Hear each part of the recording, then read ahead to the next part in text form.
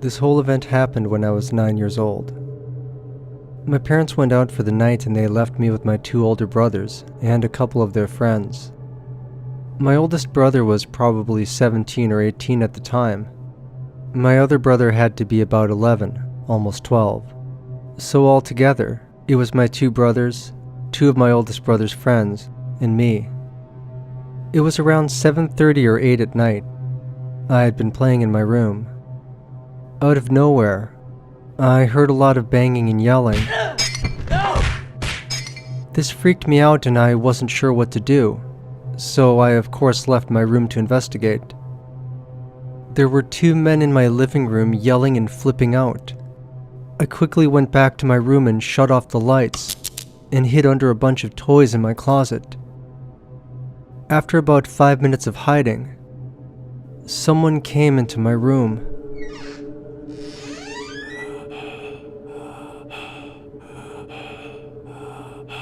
I had a sheet over my closet at the time, so I could kind of see out of it. It was one of the men. He took a quick look around and then left. After he did, he locked my other brother into my parents' room. There was a lot of yelling still coming from the other man in the living room. I couldn't hear anything that was being said though. After a while, I got up and walked down the hallway a bit to see what was going on. My brother and a man were fighting on the floor. At this point, I took this opportunity to get my other brother out of my parents' room. My brother got the phone and called the cops. Meanwhile, my brother's friend was fighting with the other man on the floor in the kitchen.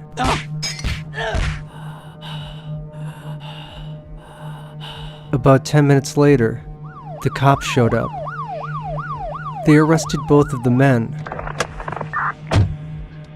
Now, you probably want to know why they broke in. Both of these men were drug dealers. My brother's friend had gotten mixed up in it. He owed them a lot of money and couldn't pay it. They somehow found out he was at my house that night and decided to come after him. I have no idea why they chose at that time, but they did. Luckily, no one was hurt too badly.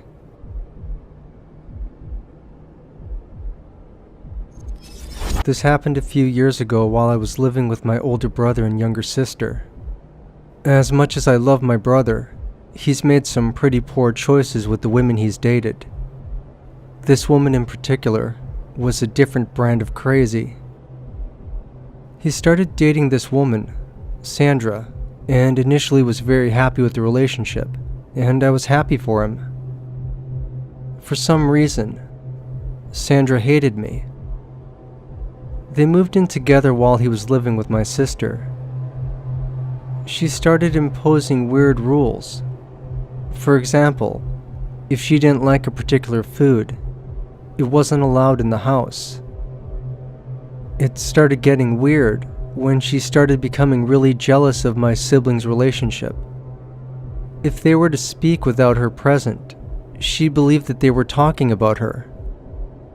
My sister would borrow his sweaters or clothing when she was hanging out around the house, and as a result, she became convinced that they were carrying on an incestuous relationship. My sister couldn't handle it anymore and moved back in with my mom. Eventually they broke up and she moved out. My lease was ending and he convinced me to move into the townhouse. I did, and my sister came back as well. At this point, Sandra and him had a child together and she was tormenting him, threatening to keep him away from his son, saying that she would call the police on him, just constant phone calls, constant harassment, threatening him if he didn't comply with what she wanted. About 6 months into my living there, I hadn't spoken to her in maybe 3 or 4 months. I went out with a mutual friend of ours, and while we were out, my sister and her friend were calling me complaining that my brother was drunk and bothering them. They decided to leave for the night. Normally, her leaving wouldn't be an issue, but on this particular night, I pleaded with her to come home. I need to stress that this was completely out of character. She agreed and we picked them up on our way home. I lectured my brother and went upstairs to sleep. My sister was watching a movie and fell asleep in my room. Now, our house had kind of an open door policy. Friends were always over. The door was rarely, if ever, locked, day or night. It was never an issue until this particular night. My sister and I were asleep, and out of nowhere, my bedroom light turns on, and Sandra is standing there with a knife. The next thing I know, my sister has thrown herself over me and is holding onto her arms, and my brother has her from behind. I know they talk about fight or flight, but I was neither. I just froze like a statue, terrified of making any sudden movements. I was sleeping under a duvet, and the only thing that I could think to do was slowly curl my legs under my body and pull my blanket up. My sister is screaming at the top of her lungs, trying to reason with her. I just remember telling my sister not to worry, that she wasn't there for her, that she came to kill me, essentially assuring her that my life was the only one in danger, as if that was somehow going to make it better. I was strangely calm throughout, telling my sister not to worry. It was insane.